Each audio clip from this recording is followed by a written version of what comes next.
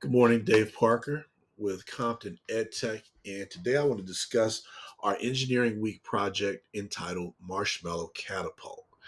The Marshmallow Catapult is a fun little project that gets your students involved, engaged in an engineering and design contest where they can use their own creativity to create a solution to the problem, design a catapult using only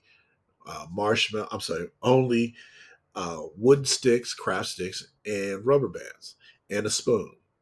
And with that, they'll be able to launch marshmallows across your room. The celebration of Engineering Week stems from Engineering Week, and I'm always focused on one of my favorite engineers, Mr. Lonnie Johnson, who actually who actually invented this really cool thing called the Super Soaker. Great invention. All engineering principles, even though he had to go back and sue the company that originally distributed it for his rights and his royalties. This is an excellent example of how you can take engineering and apply them to make something really cool. Great guy. So, what are we doing? You have been provided with a kit, some craft sticks, spoons, and rubber bands. And your students, the problem that your students are going to face is how can they use this to create a catapult that will shoot marshmallows? And I know you're saying, wow, they're going to really shoot marshmallows? Yes, they're really going to shoot marshmallows. You've been given all these products in the kit. And if you ran short, or if you're out of something, let me know and I can replenish that for you. But that's it in a nutshell. So the ultimate goal of this is to see who can basically create a catapult that'll launch one of those standard little marshmallows the longest distance. So they're going to have to go ahead and build a design, create a design, test it, see if it works well. If they want to go back, and they'll go back and do a reiteration of that, test it again, and then you'll determine when you're going to have your final contest to see whose is the best. We want you to employ the design process with this. Again, defining the problem.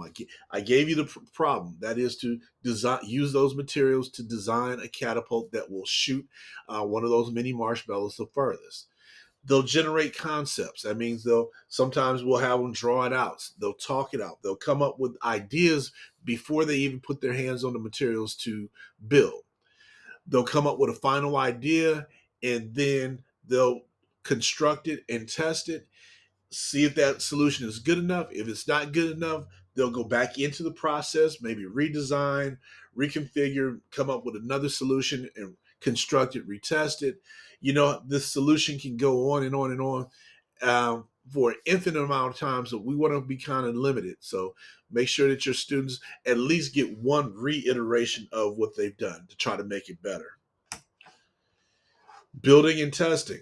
So you don't have any cutting tools, fortunately, but make sure that you supervise your students as they build. Um, I know rubber bands can get a little touchy here and there, but just keep an eye on them. Let them know what you expect, and everything should be fine. And of course, we're not shooting marshmallows at people's eyes. We're shooting them in a safe space. Review and modify. Maximize your performance. Now, these are the normal ways to do it. And I know some of you are like, Parker, I don't have time to do all that. That's fine. Give them the project and you can go freestyle. Give them the project. Let's see what they come up with and shoot it around. See what you come up with. But here are remember, you are going to do the evaluation and judging of your school's project. Each school will get um, three prizes per project. So elementary schools, you'll get three prizes for the spider web, three prizes for this catapult. And if you have the upper grades, three prizes for the bony bridge.